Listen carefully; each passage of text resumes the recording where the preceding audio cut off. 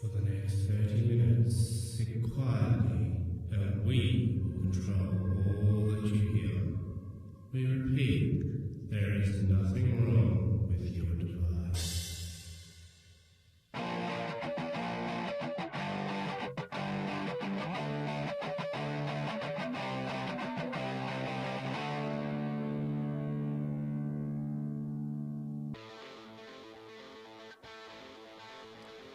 Welcome. I am the Transcendental Tangent General, and I'm here today to guide you on an audio odyssey. We have two incredible offerings coming up. Firstly, a tale of a split self, dreaming solipsistically. And secondly, we have a story about playing hide and seek in the modern forest. This one's a little over 30 minutes, so get comfy and enjoy the show.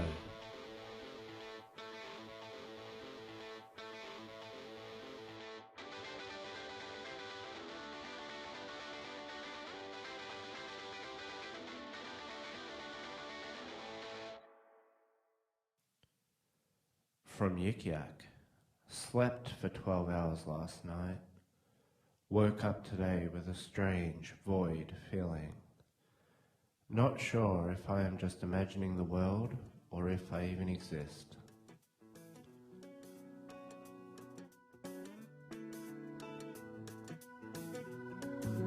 I'm not aware of too many things. I know what I know if you know what I mean.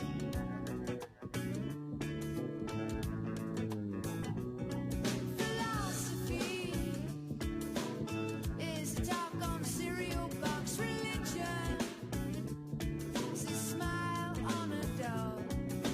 I'm not aware of too many things. I know what I know if you know what I mean. Do you? Choke me in the shallow water before I get too deep. What I am is what I am. Have you ever dreamt you were awake, only to wake and realize that you were actually asleep? Or have you ever woken and begun your day, gotten out of bed, walked around your bathroom or your kitchen, and then suddenly found something was off? Maybe a light switch didn't work, or the clock read in gibberish. Then, with a paralyzing shock, the ceiling comes into view and you become aware that none of your actions actually took place. You had dreamt the entire scene, and perhaps worse still, there is a lingering sense of annoyance that you now have to retrace each of your steps. Retrace must be inverted commas here though, because of course you didn't actually do any of those things. Or at the very least, you, as who you are now listening to this, didn't do those things. So who did do those things? Or in what reality were those things done? How do we analyze this situation? Scientifically, psychedelically, religiously, psychoanalytically? Well, we can take the Thomas Sheridan route, wherein he suggests those things indeed did take place. You just weren't in a reality that you recognized during your usual waking hours. Or we can take a Freudian approach, which would highlight perhaps the manifest as being a projection of anxiety connected to your anticipation of the day ahead. There's another path though, the path that I'm going to take, and that is the question of solipsism. So you play a lot of characters at once? Oh, a couple. Most people do.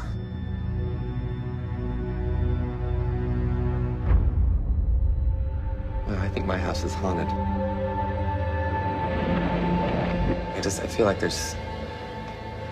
like there's someone else there. And then last night, I saw something. I think it was me. Somebody there?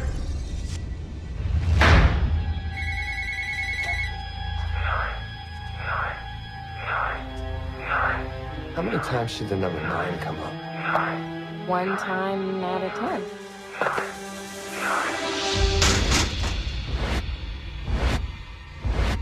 I don't speak that. I know who you are. I know what you are. I'm not the one deceiving him. He'll figure it out eventually, and when he does, who do you think he's gonna blame?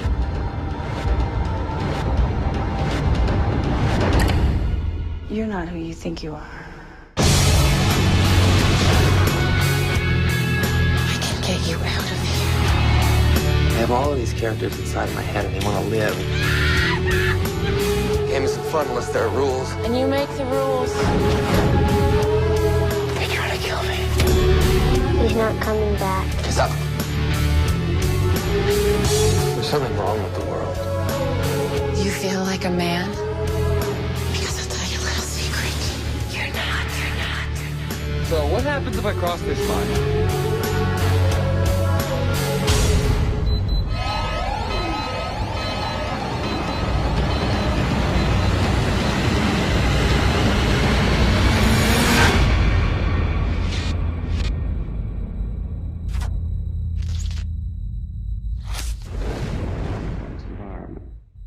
That would be the theory. I can't speak.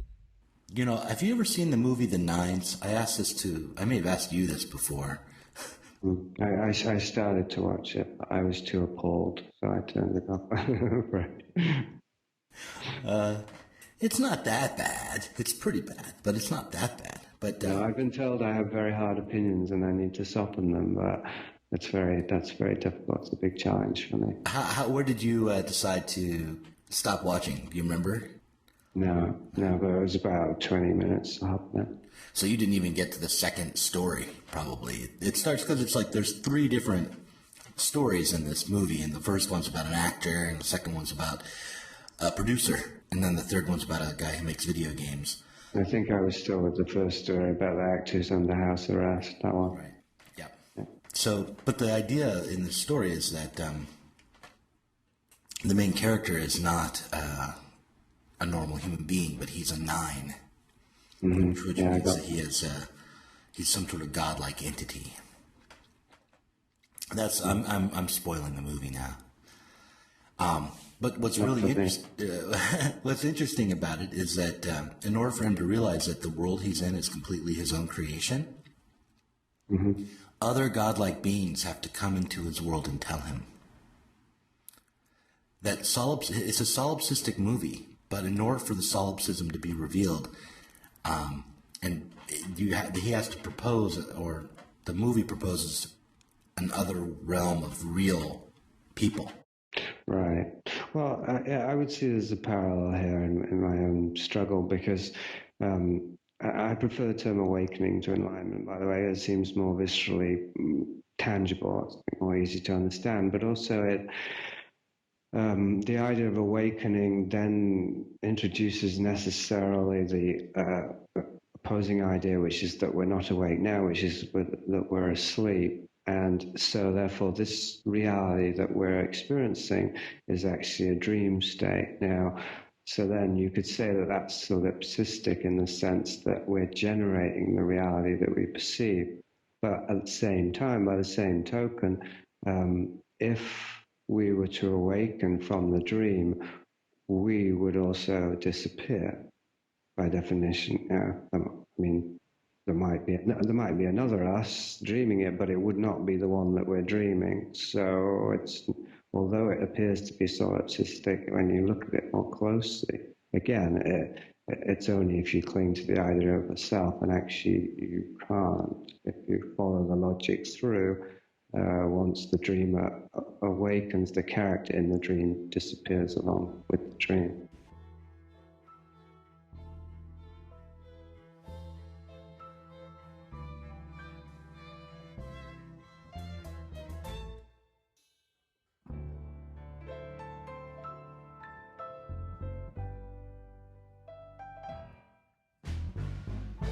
At the beginning of this tale, I read your post from Yik about dreaming, and I want to use this as the launching off point for a bit of a thought experiment.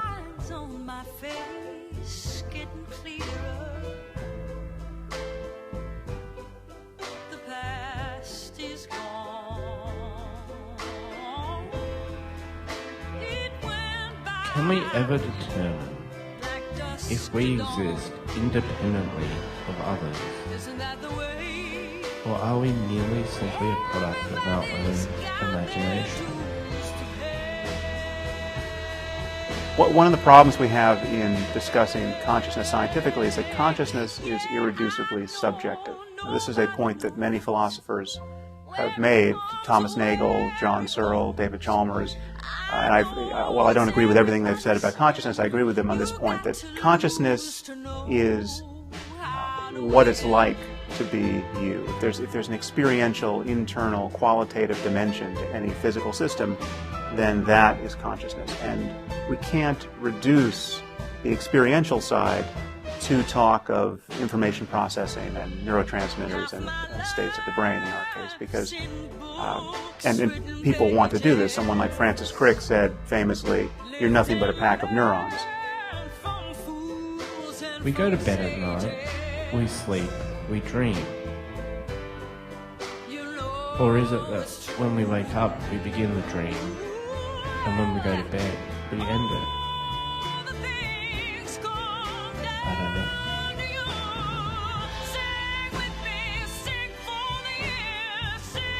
Have you ever had a dream where you split off and you remain observing the situation, but suddenly you can see yourself performing actions? You can see you, sometimes from behind, sometimes from the side. But it's not you, because it's a version of yourself that acts in ways you would never act. What shall we call this? Non-self? Self and non-self. What is the boundary between our conception of self and the world that we live in? The boundary is the space between where self begins and ends. And what is between is what we call identity. Okay, so I'm going to have to question myself, which I've never done before, and as an act of what I call, in the early stage of the book, solipsism. What do I mean by solipsism? Well, it's a good way into the argument, actually. Who here has a cat or a dog? Just, you may wonder why I'm asking you this. Surprisingly few people, but you've all run into dogs and cats. What is the worldview of the cat? The worldview of the cat? No, start with the dog. What's the worldview of the dog? The dog is given by you food, shelter, water, love, affection, and it thinks you're God. The cat is given food, warmth, shelter, and love, but it thinks it's God.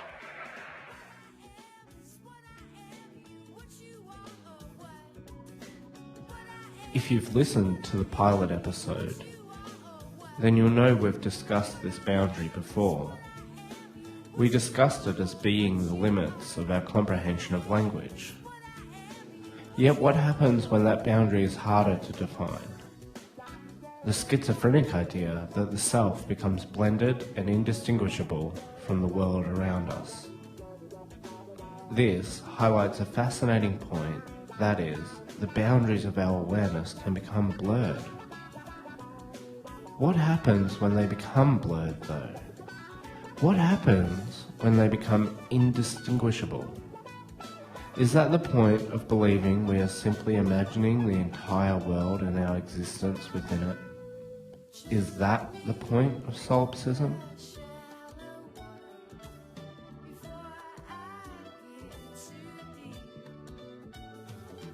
I wonder then if solipsism is merely just a desperate grab for a self in a non-self universe.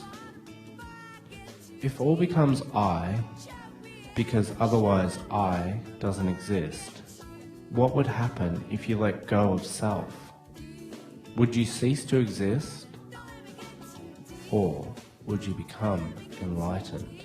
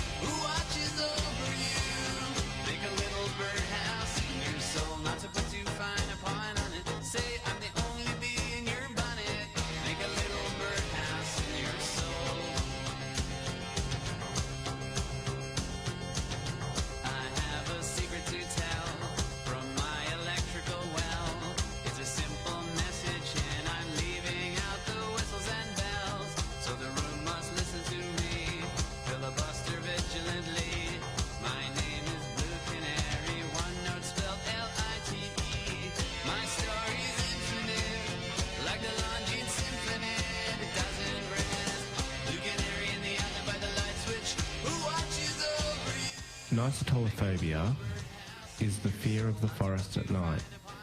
According to fearof.net, the fear of dark wooded areas can bring on many symptoms, namely a full-blown panic attack that is characterized by the following: 1. Hyperventilation. 2. Sweaty hands. 3. Desire to flee, run or hide, or even cry, scream, etc. Most nicetolophobics try to avoid events such as picnics, camping, hiking, etc., owing to their fear.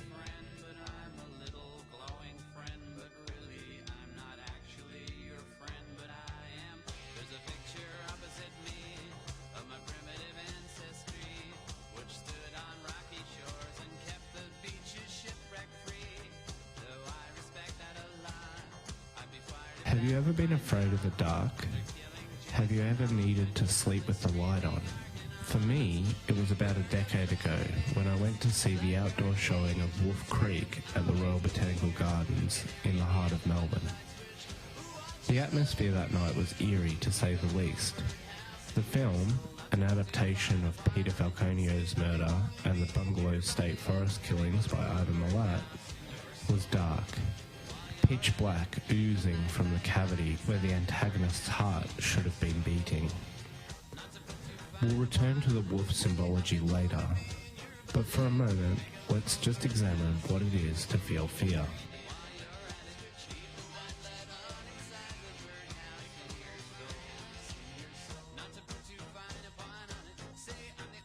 In 2006, Zygmunt Bauman introduced his thesis on liquid fear by musing on the nature of fear itself. Wholly intangible, utterly unknown, and completely anxiety-inducing. He wrote the following on page 3 of his book. The experience of living in 16th century Europe, the time and place when and where our modern era was about to be born, was crisply and famously summed up by Lucien Febvre in just 4 words: fear always and everywhere. Febvre connected the ubiquitousness of fear to darkness, which started just on the other side of the hut door and wrapped the whole world beyond the farm fence. In the darkness, anything may happen, but there is no telling what will. Darkness is not the cause of the danger, but is the natural habitat of uncertainty, and so of fear.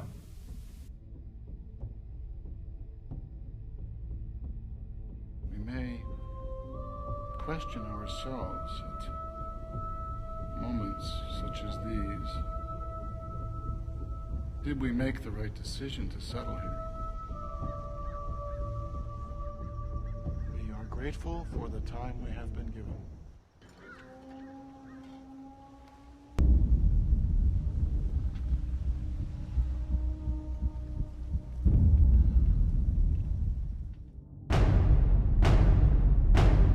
What we seem to have amongst us is a predator of some type.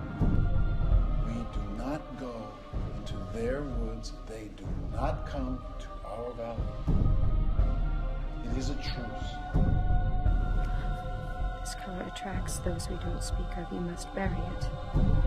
Creatures have never attacked us without reason. We do not believe our boundary has been breached.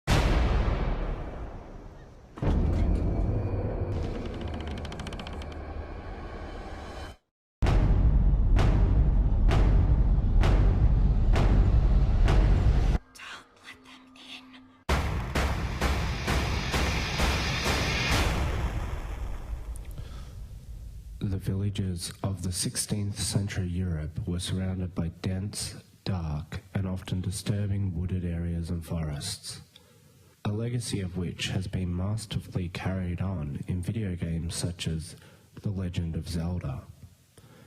Within the village there was a familiarity, a sense of comfort in the surrounding, but just beyond was a clear and devastating physical realm of fear and uncertainty. What lurked in the forest? What existed on the other side of the farm fence? Was it King Arthur and his knights? Was it Robin Hood? Perhaps even Shrek? Did it matter? Our ancestors were confronted by this dimension, and it pervades our modern conception, at least symbolically speaking, of fear. Perhaps one of the best examples of this is the tale of Little Red Riding Hood.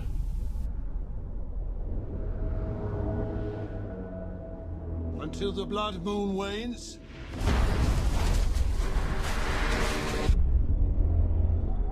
you will never truly be safe. The wolf. It killed again. We're all in danger. Come away with me. It's time to ask for help. In daytime, the werewolf returns to its human form. The real killer lives here, in this village. It could be your neighbor. Your homes will be searched. Your secrets brought to light. It's here.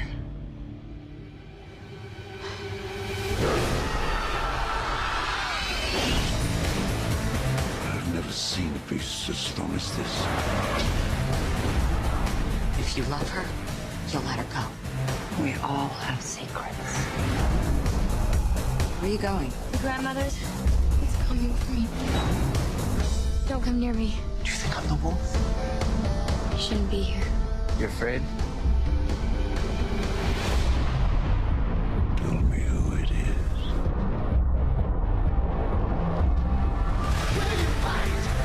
No werewolves! Stay on!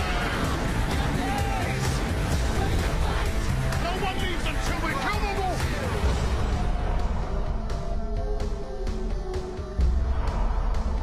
The wolf is someone in this village who wants your life. Give it what it wants. Won't be long now. You're gonna get what you deserve.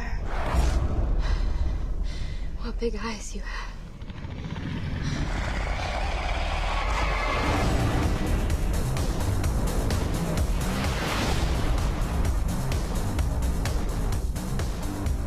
Here again, we return to the notion of the wolf.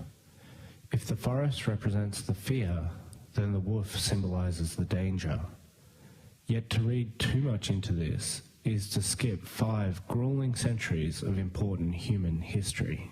I will thus argue here that in the context of 16th century Europe, before Australia, before America, before the Belgian Congo, the wolf lurking was a very real, very imminent danger for the villagers.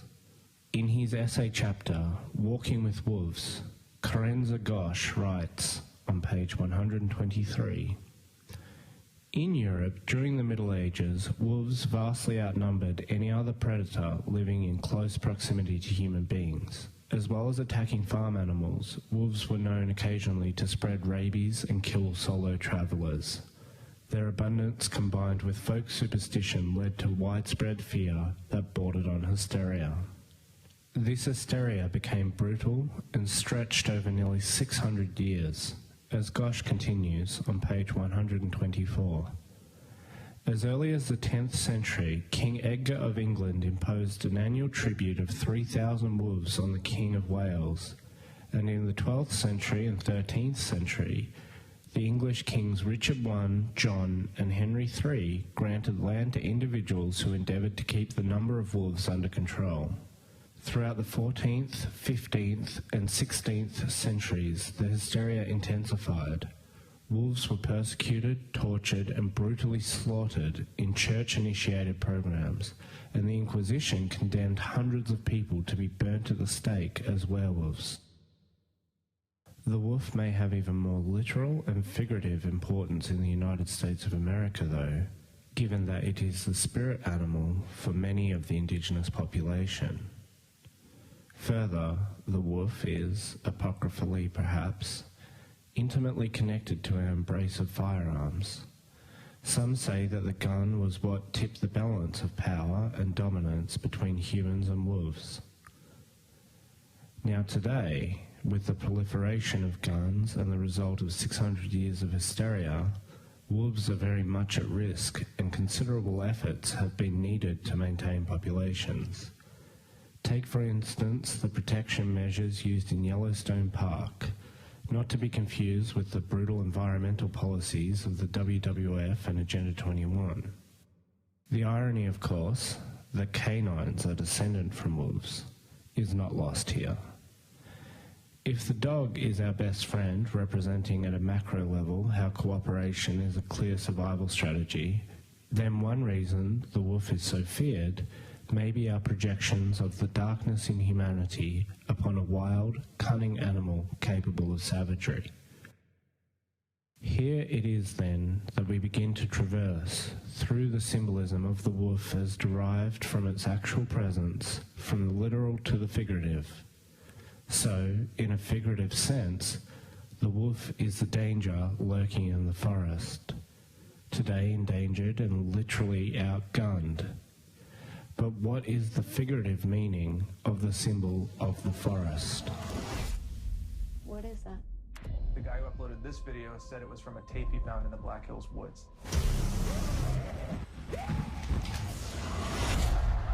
I think that might be my sister. You really think your sister could still be out there after all these years? If there is any chance that I could find out what happened to her, I need to try. Legend said there's been a curse on these woods. Do you believe in the stories about the Blair Witch? Oh my God.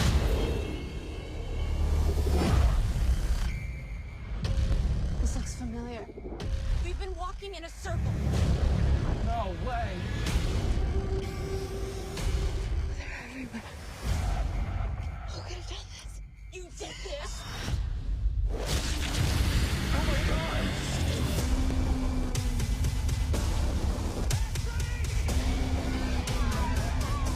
This way, come on!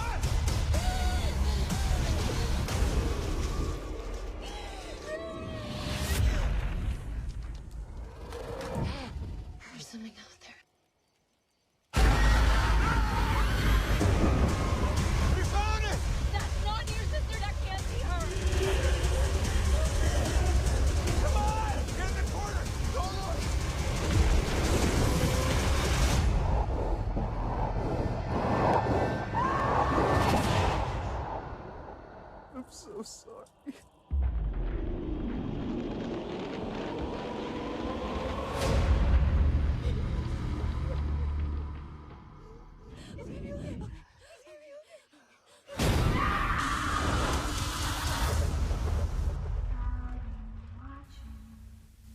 The Blair Witch trailer, which I just played for you, highlights what we've been discussing about the forest. That is, that the forest is a symbol of uncertainty and an embodiment of fear. However, decoding such a complex symbol is difficult at best. I shall now offer just two interpretations. According to woodlands.co.uk, who quote J.C. Cooper, entering the dark forest or the enchanted forest is a threshold symbol, the soul entering the perils of the unknown, the realm of death, the secrets of nature, or the spiritual world in which man and woman must penetrate to find meaning. Penetration is a very masculine verb here, so once again there is an acute irony that Little Red Riding Hood is the archetype of man penetrating the forest in search of meaning. Nonetheless, at one level at least, the forest is a symbol of psychic awareness, teeming with life, friendly and dangerous. It is unpredictable and largely unknown. UMitch.edu have a slightly different take on what the forest may symbolise.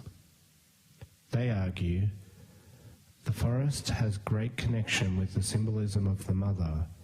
It is the place where life thrives. However, it must also be noted that it can be seen as a contrast with the city and the comfort of home. The forest harbours all kinds of dangers and demons, enemies and diseases, the home of outlaws. Since it is outside the cultivation, it is outside reason and intelligence. You may put it quite crudely then. Perhaps the forest symbolises the first impression a young man has gazing at a vagina in the flesh for the very first time. Or really, perhaps the pubic hair covering the vagina during his first sexual experience. Now, I don't know if I completely buy that reading. It is a very specific reading that applies only to straight men, and I wonder if the hairs on the anus provoke the same reaction for gay men. Do women, upon seeing their lover's vagina for the very first time, share this combination of anxiety and excitement that this symbolic reading suggests? Further to this, another irony emerges when we conceptualize the forest as mother. For at a literal level, at least that makes the womb the safe, comfortable village, and the world in general the dark, uncertain, dangerous forest. So, returning briefly then to something I have begun this tale with, Bauman offers a deep insight into why the forest or the woods is still a highly relevant symbol for contemporary society. I mentioned before that the forest itself was the embodiment of fear. In the Middle Ages, this was a priori, a rather obvious statement. Yet today, modern, industrial, technologically driven societies have largely banished from view the forest as a physical location. Is that a comment about fast food companies tearing down the Amazon to breed cattle in large quantity? You decide. Perhaps it is, but more importantly, this is a comment that captures the very lack of physical borders in our modern world. Where are you right now? Do you know where that is in relation to where this was recorded? This lack of boundaries, borders, and especially forests is crucial in understanding how fear has manifested itself in today's world. So I will leave the argument with a question and a statement. The statement is from Bauman, and it introduces the concept of derivative fear. The question is this: where is your forest? Bauman, 2006, pages 3 and 4, introduces the concept of derivative fear developed from Lagrange's work on recycled fears. Derivative fear is thus a second-degree paranoia that, like direct anxiety, influences our behavior and decision-making. Bauman elaborates as follows. Derivative fear is a steady frame of mind that is best described as the sentiment of being susceptible to danger, a feeling of insecurity, the world world is full of dangers that may strike at any time with little or no warning, and vulnerability.